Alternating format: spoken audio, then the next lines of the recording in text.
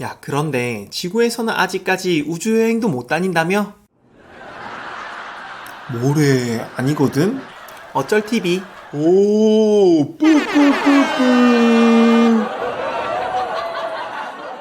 저쩔 TV. 저쩔 TV? 한번 해보자는 거지? 어쩔 냉장고.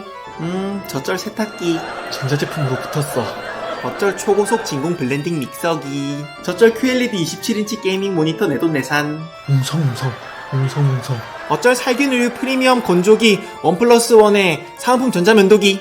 저쩔 삼성 KU65 UA8070FXKL 65인치라 TV장은 1800mm 이상 인터넷 플러스 TV 3년 약정 월 35,000원. 엄마, TV 아직 안 샀지? 대박 소식. 이씨, 지금 화났쥬? 개킹받쥬? 그런데 아무것도 못하쥬?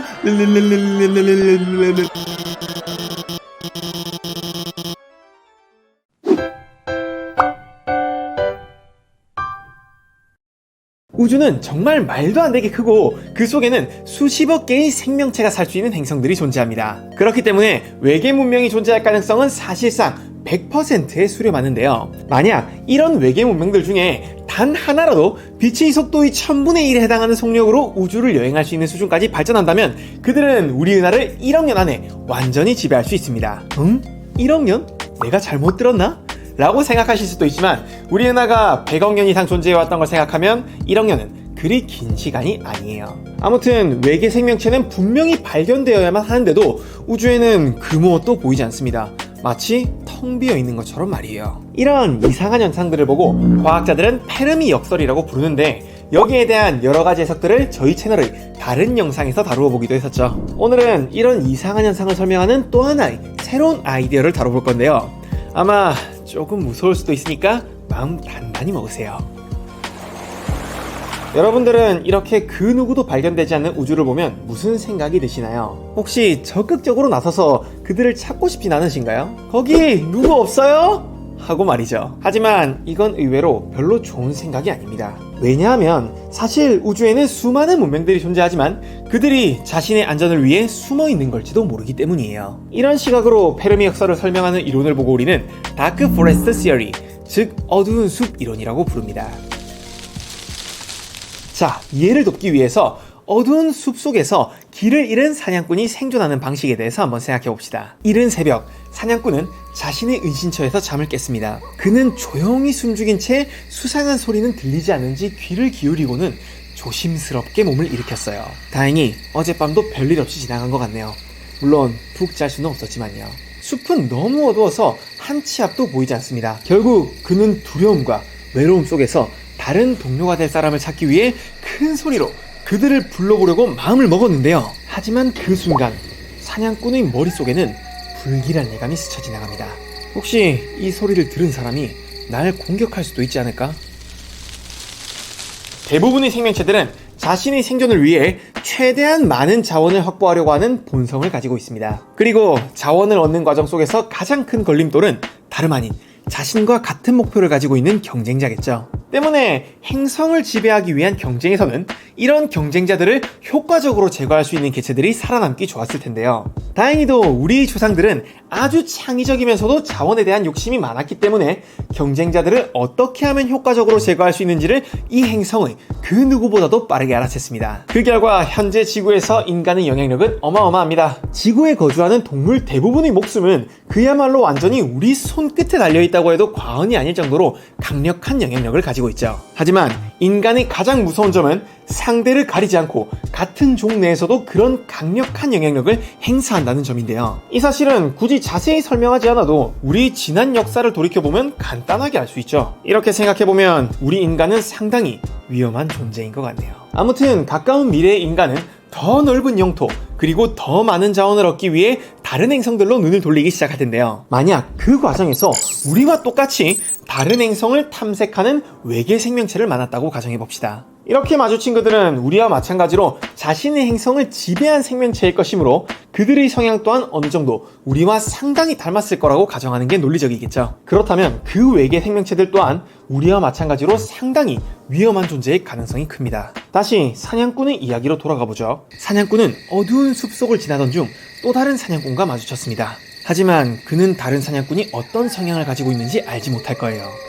아주 호전적일 수도 있고 아니면 운 좋게 평화주의자일 수도 있겠죠. 사냥꾼의 입장에서는 자신이 위험에 처한다면 최악의 경우 살인도 저지를 것이기 때문에 상대 또한 마찬가지일 거라고 가정해야만 하는데요. 그렇게 가정한다면 두 사냥꾼은 먼저 공격하는 쪽이 훨씬 살아남기 유리해집니다. 이러한 논리는 문명이 서로 교류하면서 무조건 싸우는 것만이 유리하다는 주장이 아니에요. 당장 현대 문명만 하더라도 폭력적인 문명보다 평화롭게 공존하는 문명이 생존에 유리하다는 것은 간단히 알 수 있는 사실입니다. 하지만 그 상황과 이 상황의 차이점은 우리가 외계 문명을 만났을 때 그들이 평화적인지 폭력적인지 이런 성향을 알 방법이 전혀 없다는 데 있죠. 마찬가지로 그들의 입장에서 또한 우리가 아무리 평화를 원한다고 외쳐도 알아듣기 힘들 수밖에 없는 거고요. 게다가 그들과 운 좋게 소통을 할 수 있게 된다고 하더라도 더 큰 문제가 기다리고 있습니다. 그들이 아무리 가까운 행성에 산다고 해도 지구와의 거리는 광년 단위일 것이고 이 정도로 멀리 떨어져 있는 문명은 몇 번의 신호를 주고받는데도 수십 년 이상의 시간이 걸리거든요. 근데 이게 생각보다 참 골치 아픈 문제예요. 이건 단순하게 소통이 느리다는 차원의 문제가 아닙니다. 이렇게 연락을 주고받는데 수십 년이 걸리는 특수한 상황 속에서 우리는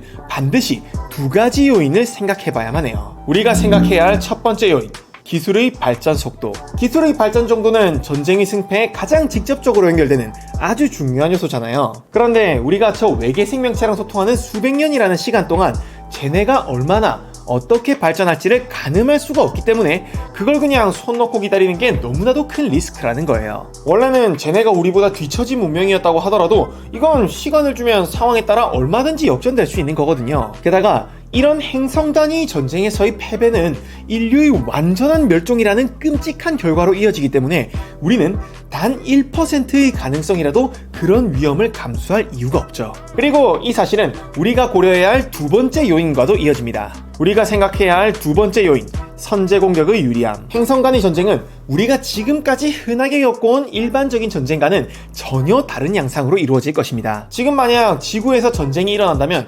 무차별적인 핵무기의 폭격이 가능할까요? 핵무기의 파괴력을 생각한다면 같은 지구에 살아가야 하는 생명체에게 이런 전술은 현실적으로 불가능한 방법이에요. 만약 진짜로 그렇게 한다면 그건 그냥 다 같이 죽자는 거죠. 하지만 반대로 행성 간의 전쟁에서는 우리가 거기에 살고 있는 것이 아니기 때문에 적을 발견하는 즉시 무차별적으로 폭격하는 것이 가장 좋은 전술이 될 수 있는 거죠. 이 전술은 단기간에 가장 확실하게 승리를 가져올 수 있으며 적을 완전히 멸종시킬 수 있을 뿐만 아니라 우리에게는 어떠한 리스크도 없는 완전 무결한 전술입니다. 상당히 잔인하게 들릴 수도 있지만 인류의 멸종을 건 도박을 하는 것보다는 이쪽을 택하는 것이 합리적으로 보이는 건 어쩔 수 없네요. 과학자들이 생각하기에 이런 행성 간 전쟁에서 사용할 수 있는 가장 효과적인 무기는 Relativistic Kill Vehicle, 즉 한국어로는 상대론적인 살인 미사일입니다. 이 미사일은 단순하게 빛의 속도에 근접한 속도로 발사되는 미사일인데요. 예를 들어서 만약 광속의 95% 속도로 발사된 사람 크기의 미사일이 있다면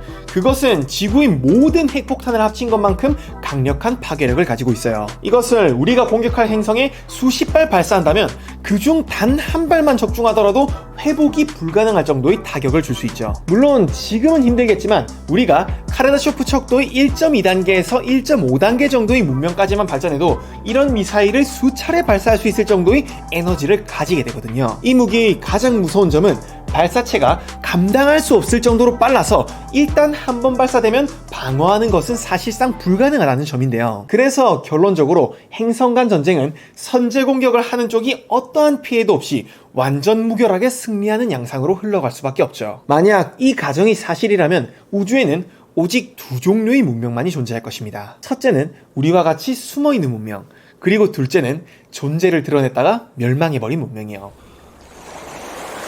그렇다면 우리는 어떻게 해야 할까요? 언제 외계인에게 폭격을 당할 것인지 걱정에 덜덜 떨면서 살아가야 할까요? 다행히도 그건 아닙니다.